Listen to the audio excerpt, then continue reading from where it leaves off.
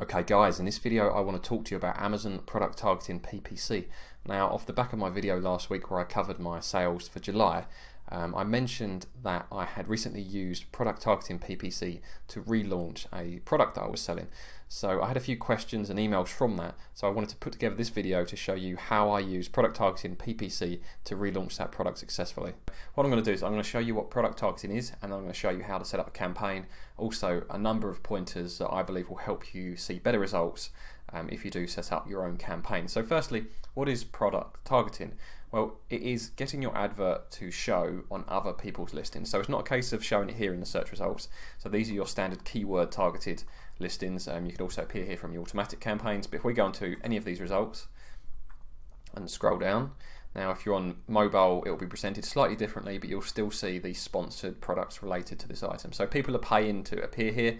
Now they could be appearing here through an automatic campaign, but I would prefer to use a manually controlled product targeting campaign to appear here, so you can choose exactly what products you want to appear on and how much you're willing to pay to appear on that product listing.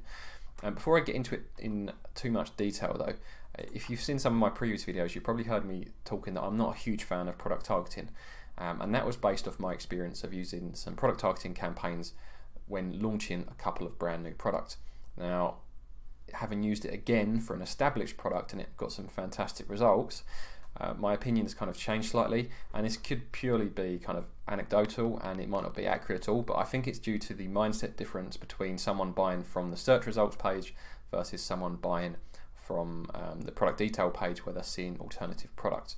So if you imagine you've launched a new product with no reviews and you've paid for PPC to appear at the top of this page, I think generally, I'm not saying this applies to everyone, when someone sees a product at the top of the search results, they automatically give it a little bit more weight. Now, those of us who know how PPC works are probably completely ignoring these listings. However, there is going to be a large percentage of viewers and customers that are going to see these and go, okay, these are at the top, these must be good. So sometimes, even though you don't have reviews, you can still sell. And this is my theory. You should end up with a lower ACOS with a campaign selling from these positions without reviews than you would do as someone who has landed on the product detail page and you're trying to convince them kind of to ignore this product and go for your product instead.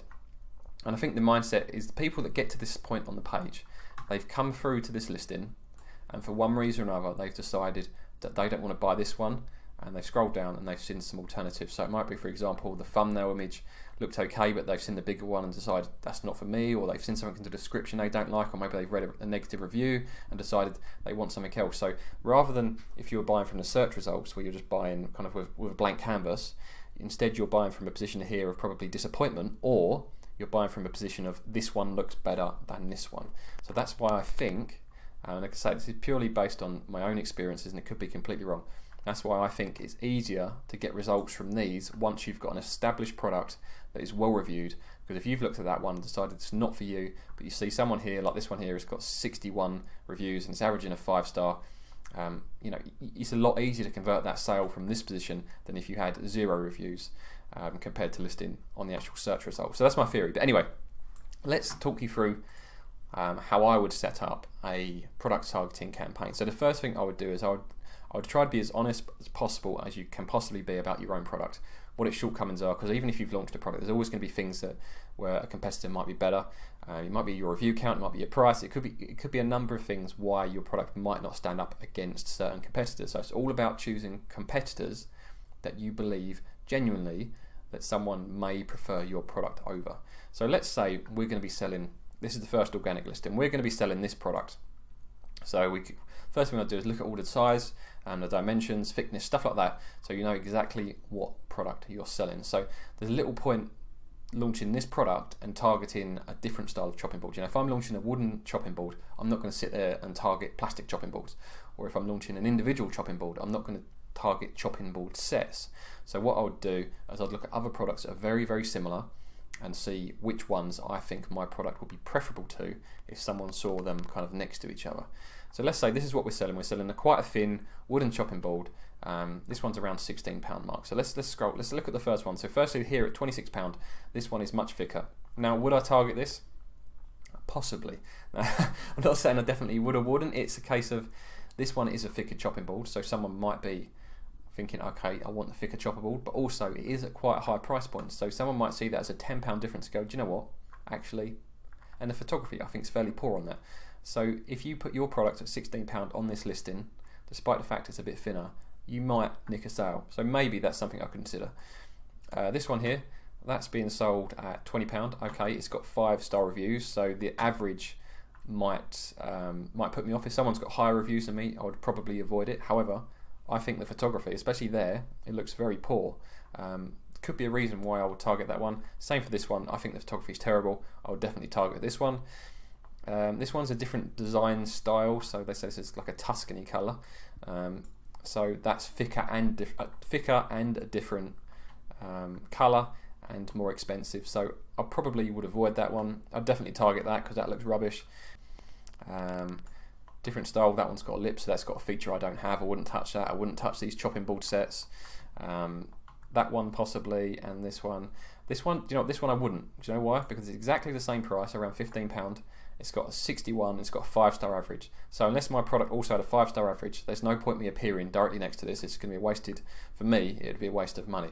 So that's what you've got to think about. Be honest, is your product better than the product that you're going to be listing against? Now, whether that's review count, whether it's price point, whether it's the features you've got, just make sure you aren't targeting products that aren't relevant. So these first 4 here, I know these are all sponsored listing. You know, you're not even similar to any of these, so I'd avoid all of them. And I'd focus on the ones that I'm similar to, and I honestly think that my product is better. And so once I've done that, I'd open up, so let's, for example, say this is going to be the first product I'm going to target. I'd open that, go and grab the ASIN for that.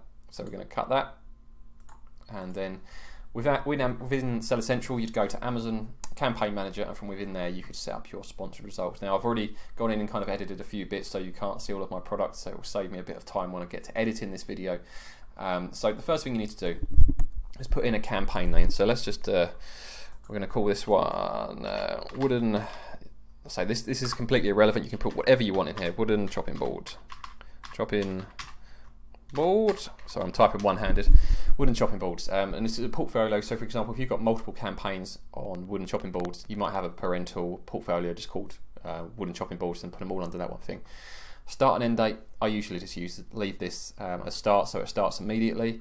And daily budget, I would reckon at least £20 to £30 to get you shown. It doesn't mean you're going to spend that. For example, at the moment I've got a daily budget of £30 and I spend about £10 on PPC. The reason I'd rather up my budget in this search in these circumstances is with product targeting, sometimes there's not enough traffic to use up your budget. So rather than Amazon, if I've got a £10 budget, Amazon might not show me as frequently as if I've got a £30 budget. So in my opinion, if I've got a £10 budget, there's less chance I'm going to spend £10, whereas if I've got a £30 budget, there's much more chance I'm going to spend that £10 because Amazon will show me more frequently. I'll then choose manual targeting, don't want to leave it to Amazon. So next thing, add group name. So again, I'd probably just put wooden chopping boards in there. And then for products, so you'd get your products listed here. I've had to blank mine out, and then you click add, and the product that you're advertising, so these are your own products, you click add, and then it appears in this list here. So that's, you choose the product you want to target with this PPC campaign.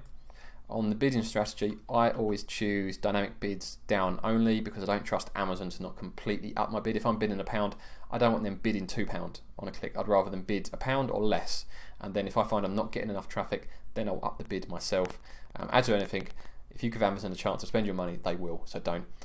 Fixed bids, I don't use fixed bids because sometimes there's not a huge amount of competition and I've overbid, then Amazon won't reduce it. So dynamic bids down only. And default bid, I normally start a campaign, I'll normally start at £1 and see how things go from there and up and go up and down from that point. Targeting, make sure you choose product targeting, and initially it will load categories, so make sure you choose the individual products tab and then choose the enter list, and this is where you would paste your list of ASINs. So you can put as many ASINs as you want. I'd recommend, I think probably aim for around 10. I mean, if you end up with 6, 7, 8, that's fine, but aim for about 10 listings that you think your product is genuinely better and or is a good alternative to, and then you've got a chance of making sales using this technique. So put it in there, click target, and then it will bring up the products you've added. You can set individual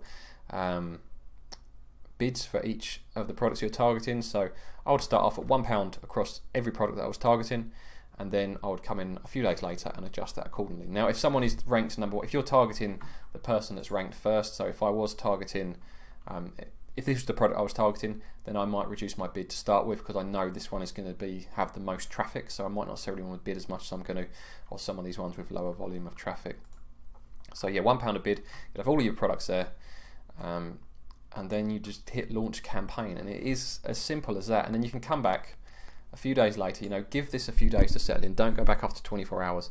Give it 2 or 3 days to settle in, to get some data, and you can go back. You can see if there might be one product in particular that's doing lots of traffic and might not have a great conversion rate, in which case you might want to reduce your bid a little bit, or there might be some products that are doing some really good conversions but aren't getting enough traffic, in which case you might want to up your bid a bit so you get shown more towards that left-hand side on desktop or higher up on mobile. So that's a technique I use to relaunch a product. Like I say, when I use product targeting to launch a couple of products, it worked, but I mean my ACOS was very high, and it was higher than the equivalent keyword campaigns I was trying at the time. However, using pretty much identical campaigns, when I used to relaunch a product that was well established, the ACOS on my product targeting campaign was much lower than it was on my keyword campaign.